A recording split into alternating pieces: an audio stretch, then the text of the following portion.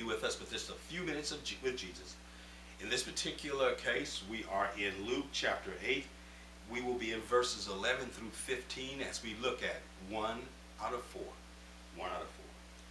This is the meaning of the parable. The seed is God's word. The seeds that fell on the footpath represent those who hear the message only to have the devil come and take it away from their hearts and prevent them from believing and being saved. The seeds on the rocky soil represent those who hear the message and receive it with joy.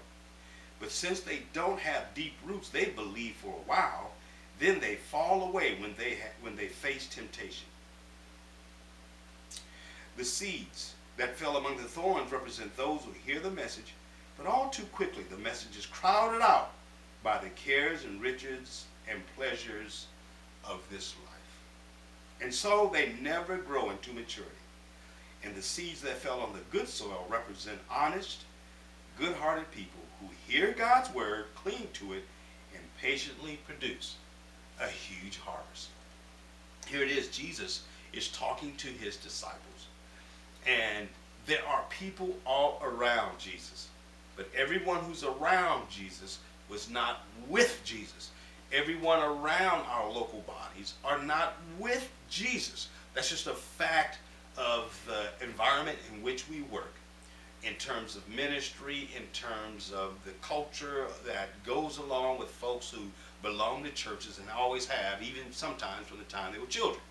But Jesus certainly did not want anybody to be fooled. He knew that everyone didn't get it. And we call that the 1 out of 4. As he's expressing it here, there are 4. The first, that seed he talks about, being God's word, it falls on the wayside. And the enemy comes and snatches God's word in a sense. And clearly, for those of us who believe in eternal security, some people don't believe in eternal security. They believe that you can be saved and then it can be lost. Others believe that you're saved eternally.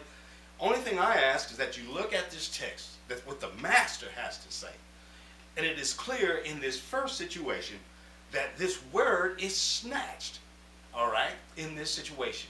And these persons never come to a point of a saving relationship through Jesus Christ. They could be around the church, but they never make it, basically. They never connect.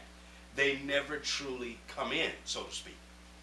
Then you have the second, they seem to embrace it. They seem to be living by it. But when temptation comes, when difficulty comes as a result of living for God, they give up. They can't stand it. The third, so that second seed is the stony ground. The third is when that word is around thorns and thistles. By the way, wayside, that's the condition of the person. The first stony ground, that's the condition of the person. That's not God's work. It's what the person does, okay? And then this, where the word is among thorns and thistles in this person's life, again, it's the person allows the cares of the world to come in so that God's word does not have the impact that it is designed to have. In fact, it's not where it should be. For the person in those first 3 situations, the word is not where it really needs to be. For the person to be in the kind of fellowship that's required, for their lives to be glowing, for their lives to be changed. And then finally, the good ground believer. This is the 1 out of 4 in every believing section, in every believing group just about, in every church. 1 out of 4. That doesn't mean that all 4 might not be in the same Sunday school class or Bible class or study, or all 4 may be in the same ministry. But it does mean as we look at people, Jesus wanted us to know there's only one.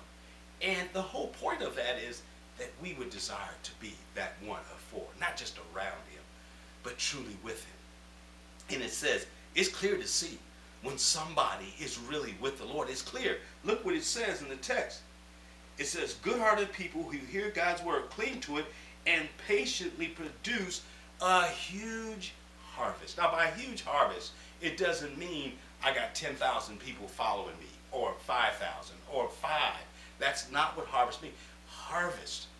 You know, it just depends on where you are. When it uses the word harvest, just think about it. Use the word harvest as Jesus used it. If somebody is in a cornfield, they get corn. If somebody's in an apple field, they get apples. If somebody is in a cotton field, it's cotton.